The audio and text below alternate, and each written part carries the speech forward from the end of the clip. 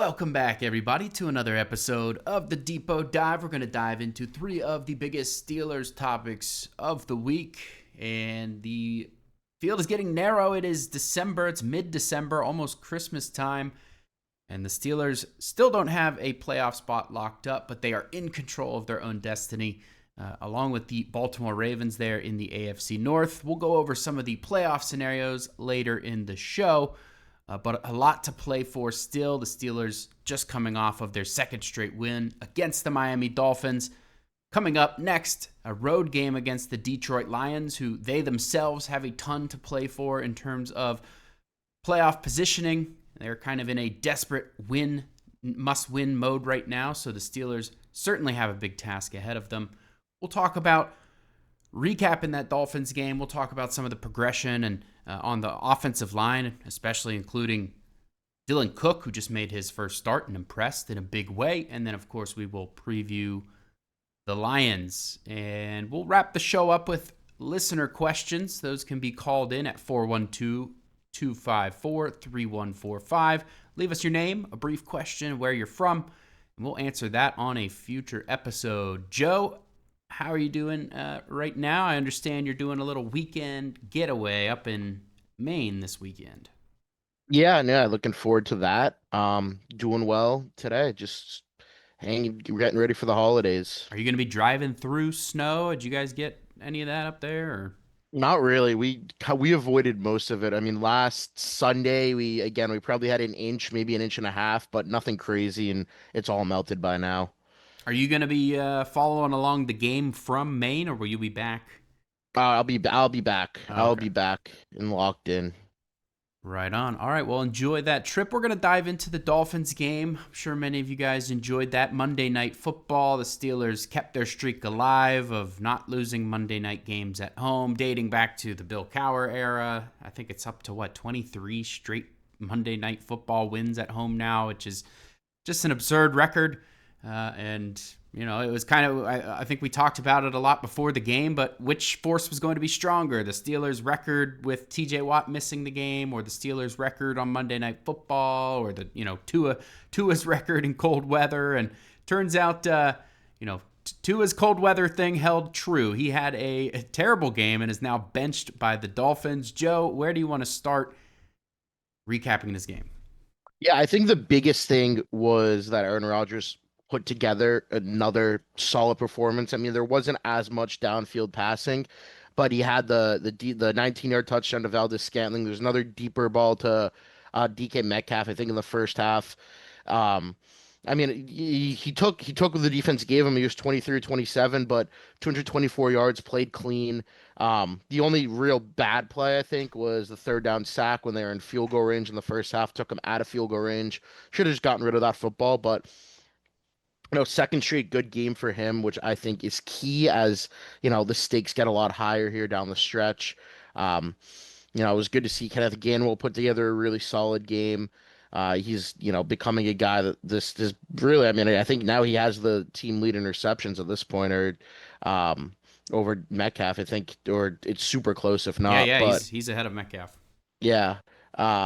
So, he's really becoming a contributor for this team, but, exciting to see that Rodgers, after a rough stretch of really 5 games from week 9 to 13, is kind of recapturing his form a little bit and helping lead this team when they really need him the most.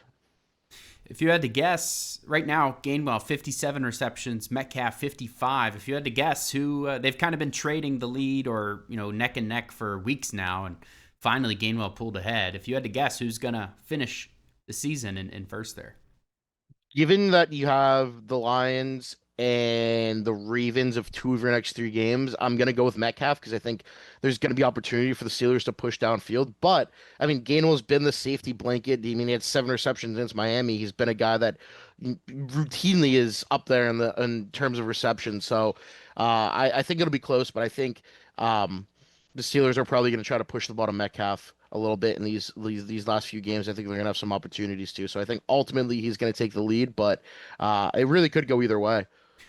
yeah, we'll have to revisit our our projections we made before the beginning of the season in terms of, the receivers, how many receptions they were going to have, yards, the tight ends, the running backs, but it is definitely way off balance from what we projected. I think the running backs right now have 91 total receptions, which is a lot more than I think we projected even, and there's still 3 games to go. They're probably going to cross the 100 mark and maybe even 110, depending on how these last 3 games go. So, yeah, definitely an interesting tidbit there. Nothing inherently wrong about Gainwell leading Metcalf. I mean, you would like to see the $150 million receiver perhaps involved a little bit more, but I think that we've seen signs of that happening in recent weeks, and really what you brought Metcalf in for, he's starting to show. I mean, he's up at 808 yards, and I think there was a pretty good discussion as a part of that projection exercise whether he'd get to 1,000. I think that he has a okay shot at doing that right now at 808 as we sit here now, and at 6 touchdowns. He's pretty close to potentially getting close to that 1,000-yard, 10-touchdown mark, which would be, a pretty good, solid success in my eyes. So we'll touch on more of that kind of stuff after the season, but an interesting thing to look at there now. You're right. Aaron Rodgers is stringing together probably his best football, which is the perfect time of year for that.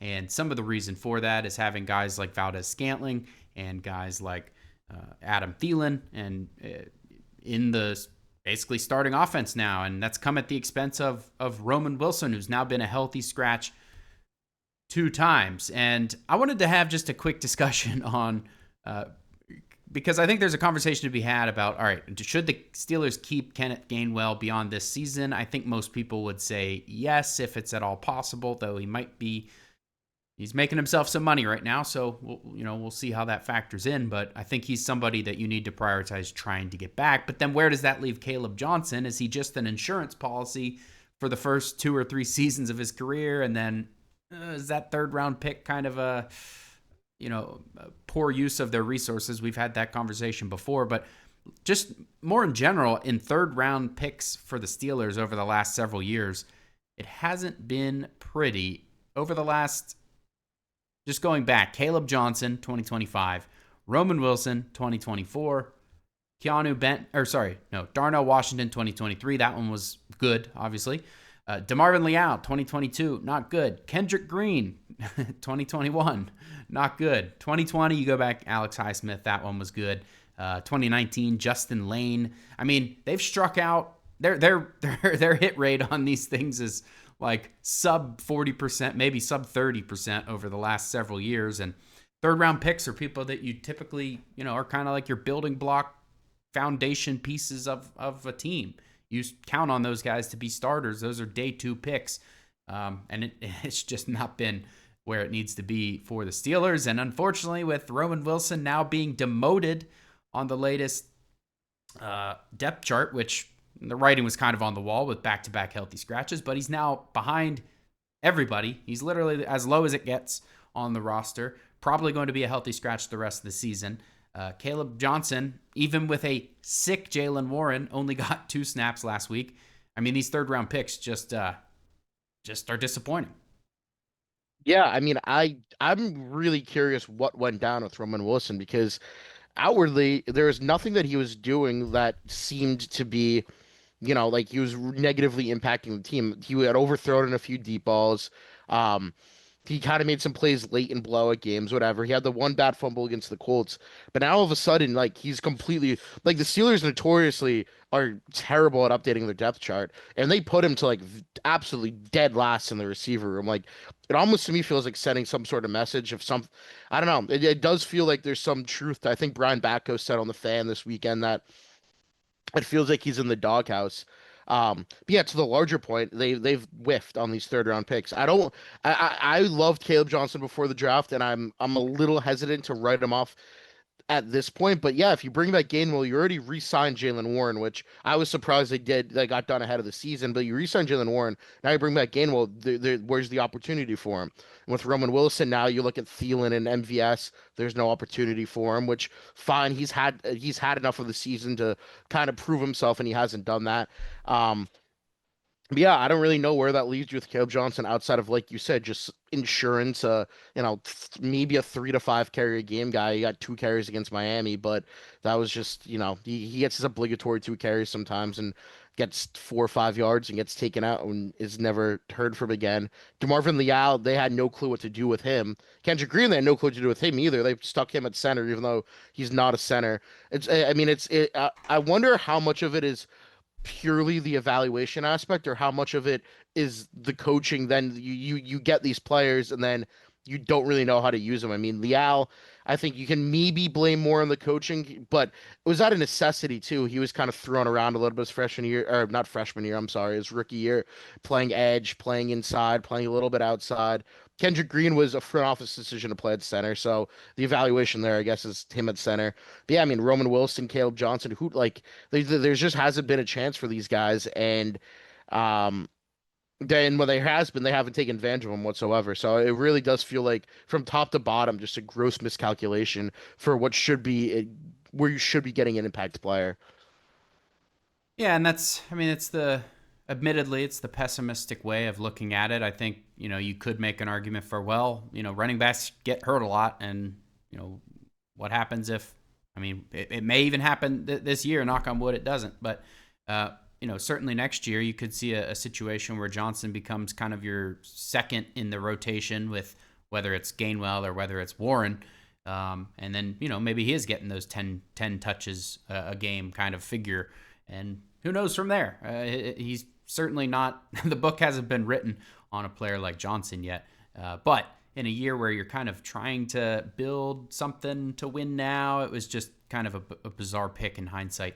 A lot of those other guys that were drafted higher, I mean, in fact, all of them, Derek Harmon, Jack Sawyer, Y.A. Black, all have come in handy this season. And Caleb Johnson obviously has not. Yeah, I mean, Roman Wilson, the other thing is he could just be following the career trajectory of Calvin Austin III. He had the same exact thing. He had an injury, and then the second year he barely did anything. Third year he had, a mini breakout. And, this year it's probably kind of just been status quo with last year. But, we could absolutely see that. And I think Wilson talked to, what was it, the Trib Live Sports there. And, he was taking his demotion in stride, saying, well, we're going to look back and laugh at this. And so maybe it is just an instance of, hey, Aaron Rodgers saying, you know what, I think the world of Roman Wilson. He's going to be a good player, but he's not there yet. We can't, afford to basically, live through his rookie struggles. And so let's get these veteran guys in there. Maybe it's just as simple as that. And, maybe we're making a mountain out of a molehill there. So I don't know. I think there's probably more to come on that. We'll probably learn more about that. Maybe in the offseason, some reports about that will come out, I'm anticipating. But for now, yeah, don't expect to see Roman Wilson again unless there's an injury or two. Even Scotty Miller remains a second stringer while he was demoted all the way down. So I think the other big story on the defense, you talked about the coverage being good. Like maybe the best of the year. And yeah, I mean, you talk about the transformation that this defense has gone through from the beginning of the season to now in the secondary particularly. I mean, Ramsey was playing all three positions, corner, slot, safety. You had Deshaun Elliott. You had Juan Thornhill. You had Darius Slay basically starting opposite Joey Porter Jr. Now it's, Ramsey and Porter are the only two players from that rotation that are starting still. And of course, Ramsey's now full-time safety. They don't have to deal with the, I guess, rough communication that they were having with having to move him around, where just nobody really knew what was going on a lot of the time. It seemed like a lot of miscommunications. And Kyle Duggar and now Asante Samuel Jr. and also, James Pierre, when he's healthy, have really, really solidified this secondary to, I mean, am I wrong for starting to believe in this defense again? This has happened a couple times now, and I've been let down before, so I'm kind of hesitant. But where are you at with that? Path against Detroit coming up. And I think Detroit's offense is kind of tailor-made maybe to beat the Steelers defense, but I don't think there's anything wrong with having faith in them. I mean, yes, it was Tua Tagovailoa, but they looked really, really good in coverage. They did a good enough job against the run, and basically when you go up early, you're taking on the run away. So essentially they took the runaway. But yeah, I mean, I thought the coverage was huge. The coverage component was massive. I think Asante Samuel Jr. had a pretty solid game. Joey Porter Jr. I think outside of the penalties, he's had I think he's had a pretty solid season. I thought Patrick Queen played pretty well. But yeah, I mean, all in all, I think this unit is kind of starting to figure things out. I mean, it shouldn't have taken this long for it to happen, but when you bring in the pieces like a Kyle Duggar and Len Asante Samuel Jr., you're adding, talented players to this defense at this point. Um, Now that those guys are a little bit more settled in, I think too, it's certainly showing, and I think it's fair to buy back in a little bit. I mean, this weekend they could go get 40 dropped on them, and Right. then maybe it's a different story. But for now, I mean, I'm certainly buying back in a little bit, a little. I mean, a little more, a little tepid just because of Detroit coming up, and we'll see. But if they hold their own against the Lions, then I'm gonna be 100% fully bought in about this being a good playoff defense. Yeah, that Dolphins team was hot, regardless of what everyone says now. Like, oh, they're just the Dolphins all along. They were scoring points and beating decent teams, over the last month, and so they deserve credit. And the Steelers didn't have Watt, they didn't have Derek Harmon, they didn't have James Pierre. I mean, they're dealing with some attrition in there as well, and so regaining some of those guys on top of what's already working. And yeah, I mean, the defense has a chance to round back into form. This is an interesting stat I just happened to find here. I don't know if you've seen this out there yet, but before the Steelers Dolphins game, the players with the quickest times to throw in the league were Rodgers and Tua. And so I think we all knew that going in, that both quarterbacks were getting rid of the ball quick. Rodgers was the quickest time to throw in week 15 with 2.32 seconds on average, which is absurdly quick, faster than Phillip Rivers even. Um, Guess who was the slowest time to throw in the league last week? Tua. Yeah. He went from literally the fastest averaged across the rest of the season to the slowest in week 15, 3.36. And so, there's a narrative that, oh, this secondary, the teams are throwing so fast on the Steelers, the secondary can't prevent anyone from, getting the ball out quick. And I mean, it's a small sample size, and maybe the Dolphins were trying something different, but 3.36 for Tua, which was by far the slowest in the league. So interesting stat there. All right, we'll move on to the offensive line discussion. This one is pretty exciting. It's a one-game sample size, but Dylan Cook, the undrafted free agent in 2022, I believe, is that the class he came out of? He's I believe so. been with the Steelers for a couple years now on the practice squad and off-season rosters and all that. And there was a decent chance in my mind that he was going to make the 53-man roster at roster cutdowns. He did not. Ended up being on the practice squad and got called up. I believe it was the week before that because I can't remember the circumstances. Was Calvin Anderson already hurt, and that's why they initially called him up? Or was that after Broderick got hurt? It was after Broderick got hurt and they called him up, and then Calvin Anderson got hurt at some point. I don't know if it was in the game or if it was in practice or what, but Regardless, he ended up starting his first NFL start and allowed zero pressures, had about as good of a debut as you could hope for, and now there's some hope. I would say that could this guy be? First of all, could he be the starter for the rest of the season? To me, that's an easy yes. Second of all, can he be a starter long term? And I think there's a discussion to be had there, obviously, with just a one-game sample size. What do you think, Joe? it's interesting because the Steelers' fifth-year option decision on Broderick Jones is due up after this season. So if they accept this fifth-year option, then you have Broderick Jones at left tackle for 2 more years. It's tough to then consider um, Dylan Cook then like you really a long-term guy because he's at that point I think he's probably a swing tackle in terms instead of a long-term starter, but I do think that he could be the long-term swing tackle. And if Jones, who has had an up and down season, then does continue to struggle, then you have an easy answer to kind of insert Dylan Cook in. But yeah, I mean, it's only been one game, so I don't want to definitely say he can be, a good future starter, but I absolutely agree he should start the rest of the season. He was good when he replaced Pete against the Ravens. He was good all week last week, whereas Pete struggled in that Ravens game a little bit. Um, and Pete also has that inside out versatility, and now you have Isaac Seumalo dealing with a tricep, so that's something to consider as well. But yeah, I really liked what he saw to Dylan Cook. I did. I mean, hard not to. Didn't allow any pressures. I mean, when his name's not brought up on the broadcast outside of pregame, oh, Dylan Cook starting. That's always a great sign. The tape looked good, so uh, great story. And I think maybe they did. Maybe the Steelers do have something. Maybe they've developed him into something. So. Definitely an interesting storyline here late in the season with this young offensive line. Yeah, Brian Baldinger, one of the NFL's top analysts and a former offensive lineman himself in the 80s and 90s, had this to say about Cook. Quote, "All I saw was stellar play. It was one great set after another. He called it an absolute flawless virtuoso performance."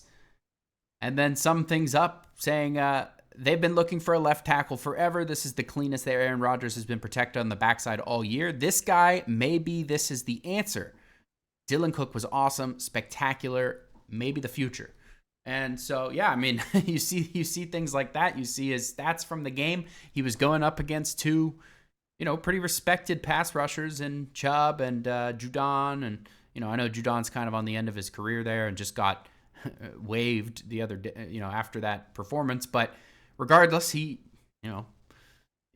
there's something to be said about their veteran savvy, and he handled that perfectly. There were times where Aaron Rodgers kind of looked like he was expecting to get sacked or get hit from behind.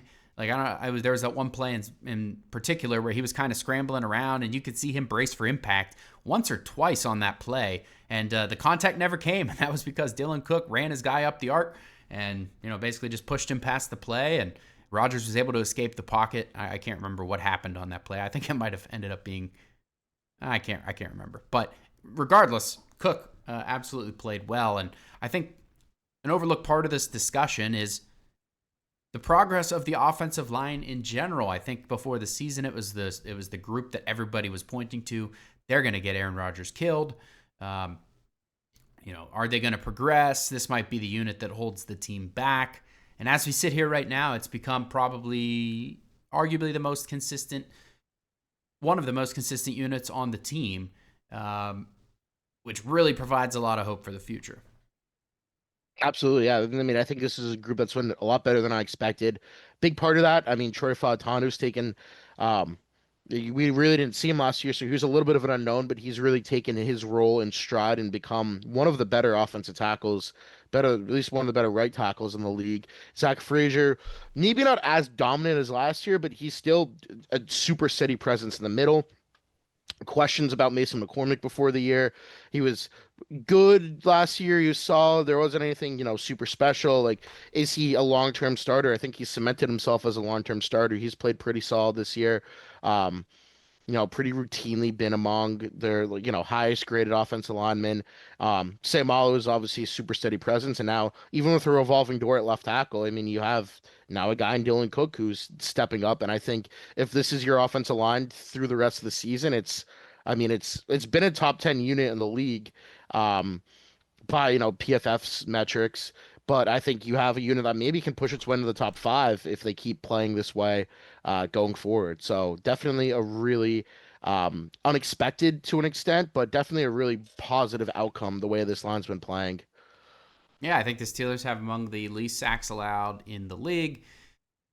And even Spencer Anderson in that conversation as a tackle eligible, playing well out on the, he has a chance to maybe start at left guard this week with Seumalo's triceps injury. We'll see how that progresses. But I think you have, including Pete, including Cook, Spencer Anderson, you've got 7, maybe 8, however you want to describe Broderick Jones, who is up and down, probably playing his best football before he got hurt. 7 or 8 offensive linemen that all looked pretty solid for the Steelers this year. Some of them even, more than solid, like Troy Fautanu has been looking great. So, yeah, I think that offensive line coach Pat Meyer, for as much as people kind of complained about him, and I think us included, last year when the Steelers were shuffling their coaching staff, we couldn't understand why they would get rid of somebody like Grady and keep somebody like Pat Meyer. And I think now we're starting to see why maybe we shouldn't be the ones making the decision, and leave that to Tomlin and the rest of them within the organization, because yeah, those guys are developing well. If you look at Pat Meyer's tenure, I kind of got some pushback on Twitter when I posted like, hey, is Meyer becoming one of the Steelers' best assistant coaches? A lot of people have a PTSD from the poor offensive lines of the past. I understand it. I kind of posted it for that reason, just knowing that it would get kind of a somewhat of a reaction. But not that I don't believe it. I think he is becoming one of the better assistants. But you look at what he had when he joined the Steelers in 2022. That was the first offensive line rebuild where he had, I believe, at that point it was Dan Moore Jr., it was Kevin Dotson. Was Kendrick Green still center, or had they already moved on from him? They already moved on from him. That was the first Mason Cole year. Okay, first Mason Cole year. Yeah, Mason Cole was arguably the best player on that line that year, which is I think he definitely was. It was a rough go. And yeah. even like when you look at too, like he wasn't entering a situation where the guys the year before had any sort of stable coaching, because he went from Adrian Clem, who was terrible, and then he bolted like week 15 to go take the Oregon job, which by the way, I think he only lasted 1 year there because he's a terrible offensive line coach. But then you went from Clem, then you had Chris Morgan who took over. So like, yeah, maybe they're on the same page to an extent, but it's a team that had two offensive line coaches throughout the course of the season. Now you're on your third offensive line coach, and what, week 15 December, Myers hired. By the time three offensive line coaches in 5 months, by the time you get back, you return to play. So it wasn't a group that had any sort of stability whatsoever. Yeah, very important to call out there. I think this is the year where they're going to have to decide on giving him a contract extension, because they typically do 2-year deals for these assistant coaches. This is his fourth season with the team, and so this is typically when they would move on from a coach. They don't often just fire them outright. I wouldn't be surprised if he gets renewed at this point. I think it would be almost irresponsible to change the system on these guys at this point when the progression is, the arrow's pointing up. So why change it? Unless Mike Munchak wants to come back, I don't know if I would really be in favor of them changing that. And so all of you who are giving me grief on Twitter, do not be surprised when Meyer is back for 2 more years. And I think he honestly deserves it at this point. One of the better assistants on the team, along with guys like Carl Dunbar and, who else are some good assistants right now? Denzel. I mean, I think Gerald Alexander's done a decent job in Yeah. his return. Yeah, fair. I mean, they have a decent collection of assistant coaches. That'll be more of an off-season topic, but yeah, Pat Meyer fits in that discussion certainly. We'll move on to the Lions preview now. Joe, take it away with the injury report. Yes, so with the Steelers, 4 DNPs, all pretty big names. Isaac Seumalo with a triceps injury. That one we really don't have a lot of info on, and triceps injuries usually aren't any good, and he was very quickly ruled out. So, I mean, Mike Tomlin on Tuesday said, I don't have a lot of info, but I'm still not ready to rule him out for Sunday. I would be shocked if Seumalo played on Sunday, but again, I'm no doctor. TJ Watt with a lung, Nick Herbig with a hamstring, James Fear with a calf, all DNP. Limited Ben Skoranek illness and the hand injury. He wore a brace on his hand, so as long as he isn't too sick to play on Sunday, he should probably suit up. Andrews Pete with a concussion was listed as limited after I don't think he practiced at all last week, so a little bit of return to play, starting to clear protocol. Aaron Rodgers was full with his wrist. Derek Harmon with his knee. Both of them were full participants. And as for Detroit, Kirby Joseph did not practice. He's their star safety, and neither did offensive tackle Taylor Decker, although that was mostly a veteran rest day. Meek Robertson, he hurt his hand in their loss against the Rams last week. He was limited, as was offensive lineman Tristan Colon and Giovanni Manu, and backup running back Sion Vaki. Um, and they got, I'm gonna mess this name up, Coyote Awosika back full from foot injury. Christian Mahogany Dino Tomlin's college roommate, was full with a fibula, and Thomas Harper was full with a concussion. That's big news. Harper, they're super banged up in their secondary. Harper was kind of filling in. He got a concussion, I believe, 2 or 3 weeks ago, and seems as though he is basically cleared or close to clearing protocol. So he should be suiting up on Sunday, which is good news because Brian Branch is on IR, Terran Arnold's on IR, and Kirby Joseph does not look like he is going to play with his DNP yesterday. It was an estimated report, um, but that's usually pretty accurate. Yeah, their secondary is going to definitely have some vulnerabilities. I actually haven't looked. I haven't really gotten into the specifics on the scouting and kind of my projections yet. But how has that secondary looked since some of those key pieces have been out? They got torched by the Rams last week. Week before that, what was week 13, week 14, Lions, Packers. Week 14, they didn't play well on Thursday night against the Cowboys. That was the game Harper got hurt and they allowed 30 points. Shut down George Pickens, but but Dak Prescott had himself a nice little day. So there's definitely potential to attack this team downfield. I mean, yeah, I mean Harper is they're down both their starting strongs or both starting safeties with Joseph and Harper. Harper's back fine, but if you don't have Kirby Joseph, you're looking at probably Avonte Maddox playing free safety.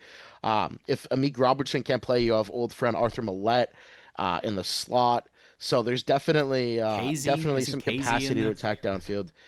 Casey's still in the practice squad, but he could get called up to play safety. Yeah, I would almost bet on that happening at this point. Yeah. Yeah, so needless to say, I think that secondary is attackable, and so that should be interesting. Interesting note: T.J. Watt was spotted at the team facility today. They posted some Christmas, Pittsburgh Symphony playing at the facility, and there was T.J. Watt front and center on the couch watching the symphony with some of his teammates. Obviously doesn't give us a ton of information beyond he's back in the facility because Mike Tomlin would neither confirm nor deny whether that was the case on Tuesday, stating that he had no idea. I bet he probably had a pretty good idea. He just didn't want to get into the specifics. But now we can confirm Watt is in the facility. We'll see his practice status. He did not practice yesterday. And, our Dr. Melanie Friedlander predicted that he'd have a pretty good shot to play this week. We'll see. At this point, I'm kind of leaning no, but, I'm not going to rule him out. Certainly, we'll just have to wait and see. Is there a key matchup, Joe, that you think that the Steelers can either take advantage of or something that they need to watch out for in this game? I'm worried about the Lions' speed against their secondary because their secondary does not have a lot of speed. It's been a recurring problem that it's a little bit older, a little bit slower. The Lions have Jameson Williams, Isaac Tesla is. I know he was your guy ahead of the draft. Yeah. He hasn't gotten a ton of play this year, but he's had a few explosives. He's had a few touchdowns. He's somebody that I'm a little worried about to kind of create an explosive against this team. And obviously Jahmyr Gibbs is incredibly fast, but more so from the passing attack, I'm worried about, Tesla or Jameson Williams vertical against a slow defensive back room. So that's to me is something that I'm a little bit scared about, and I've highlighted as something that could be their downfall on Sunday. Yeah, and somebody like Amon-Ra St. Brown is able to play in the slot. The Steelers have struggled with that type of receiver that can, that really excels with routes and getting open and finding the soft spot in zones. And, that's kind of been an issue for the Steelers at times this year. So that certainly their passing game, there's a lot to be said about that run game with the two-headed monster back there. But that passing game, Jared Goff's played, very well over the last few years, and this year is really no exception. And they've got weapons all over the place in that offense. So, yeah, like you said earlier, this is the perfect test for a defense that might be gaining confidence. If they can do well here, then I think a lot of people are going to have confidence in them that they can, maybe go on a little bit of a run here at the end of the season, and we'll see what happens in the playoffs. But it all starts with this. If they lose and they're embarrassed, it's back to square one. All of the anxiety and fear within the fan base will come right back, no doubt. So I wanted to go over the playoff scenarios, so real quick we'll do that. The Steelers, if they win this week against the Lions and the Baltimore Ravens lose against the New England Patriots, there won't be a clinching scenario. However, it would set up a clinching scenario in week 17 when the Steelers play the Browns. So there would be an opportunity for a win and in scenario for the Steelers. Again, that is if the Steelers beat the Lions and the Ravens lose to the Patriots, then it is win and in next week for the Steelers against the Browns. Another way of looking at that is the Steelers need to win. If they win both of the next two and the Ravens drop just one, then the Steelers are in. Conversely, if the Ravens lose both of the next two, which isn't out of the question, they're playing the Patriots and they're playing the Packers, and the Steelers win at least one, which could be against the lowly Browns, then the Steelers are in. And that Week 18 game against the Baltimore Ravens doesn't need to be as stressful as it might end up being right now. Otherwise, it'll be for all of the marbles in Week 18 against the Ravens. Even if the Steelers lose both of their next two, they are guaranteed a win and in game in Week 18, regardless of the Ravens' outcome. So, still a lot to play for. And like I said earlier, the Lions also are kind of in a must-win scenario, so they're going to be desperate. They're probably going to be playing. I mean, they're already play aggressive with Dan Campbell as their head coach, and certainly now it's expect them to go for it on fourth down. I almost expect a trick play at some point, and kind of pulling out all the stops because this is basically a playoff game for them.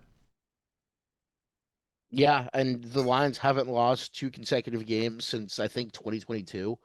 So the loss coming off the loss last week. Do you remember that used to be a Steelers stat that we used to talk about? Unfortunately, Yeah. that one's gone out the window the last few years. But all right, we have a listener question to wrap this up. This one's from Brett in San Angelo. Again, 412-254-3145 if you want to have your question on a future episode.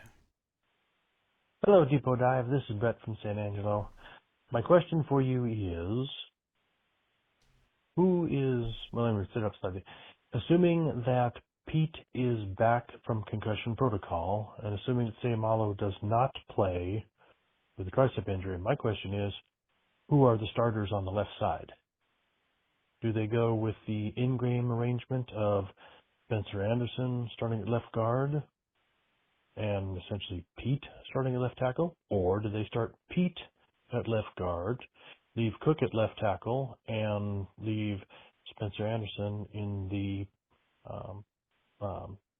extra offensive lineman role? Love to hear your thoughts. I'll shut up and listen to the answer. All right, Brett, good question, because not this exact scenario, but a similar scenario played out earlier in the year where we thought, Spencer Anderson would be at left guard, and they tried to put Pete at left guard and kick Anderson out to stay in that jumbo package. I think what ended up happening, I think Pete had a false start, and then they immediately moved Anderson back into left guard. I think Pete played a little bit of left guard in that game just so they could do their jumbo. So maybe they do go into a situation like that. I think right now I'm in favor of Dylan Cook being the left tackle regardless, and then you have Pete step in only in the jumbo package to play left guard. Well, what do you think, Joe? That's exactly where I'm at. Yeah, I think you roll Cook at left tackle, roll Anderson primarily at left guard like you did against the Chargers, and then when you go jumbo, you can throw Pete in at left guard. Hopefully we don't have to worry about that because Seumalo has been playing excellent this year, and Cook specifically credited him, pretty significantly for his excellent debut there. He said Seumalo always has him, kind of in the right spot and all that, and so not having Seumalo is not only bad for the left guard position, but it's bad for the left tackle position, and probably even a little bit bad for the center position. So he's that kind of player that boosts those around him. So hopefully we're talking about Seumalo playing. But like you said, I mean, I guess you could make the argument that they were quick to rule him out because it was already a blowout by the time he got ruled out. That's kind of the thing you can cling on to for hope there. But yeah, we'll just have to wait and see for him. It's going to be a practice report watching kind of week for a few different Steelers, Nick Herbig, and some of those other guys as well. They, like you said, they signed Jeremiah Moon, so we might be talking about Jack Sawyer getting his first NFL start in place of both Watt and Herbig, and I guess the primary backup there would be Moon and or Leal, I guess. I mean, Malik Harrison has some experience playing edge, but they haven't really messed with that much, so I don't anticipate that being the case. But yeah, could get a little interesting at pass rusher in a week where that's going to be important. Anyhow, that is it for this week's episode. Next week, I believe Thursday is Christmas Day, and so we will have to decide what we're doing with that. Probably not an episode on Thursday, maybe an episode on Wednesday or Friday. We'll just have to wait and see. If you follow us on X at Ross_McCorkle or at Joe Clark 1233, did I nail it? Clark 1233. J Clark 1233. We'll let you guys know if we're doing a show what day. Thank you to those of you that tuned in, and have a happy holidays, and we will catch you guys next time.